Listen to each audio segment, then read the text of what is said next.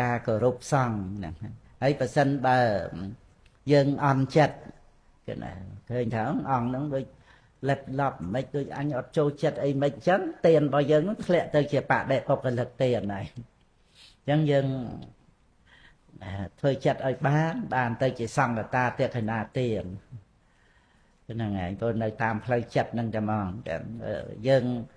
ងអនឹងបុគ្គលក៏ទៅជាបដិបុគ្គលិកទានដែរពីចំរកម្ចាស់អញហ្មងនេះហ្នឹងហើយទៅរកបុគ្គលទានយើងធ្លាក់ចុះអត់ទៅជាសង្កតាទក្ខិណាទានហ្នឹងហើយបើយើងអំពោះសង្ឃហ្នឹងអត់អីទេតែទៅរកបុគ្គលចំលោកម្ចាស់គ្រូចំអង្គដែលជាធម្មកថាអីដែលអាត្មាអញស្រឡាញ់ពេញចិត្តអីចឹងទៅលោកចាត់មកចឹងតែត្រេកអរចំពោះបុគ្គល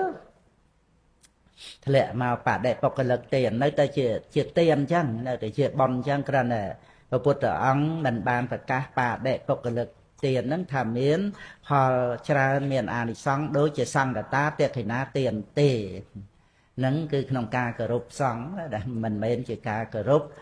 បុគ្គលដែលទ្រុសិលទេហ្នឹងហើយ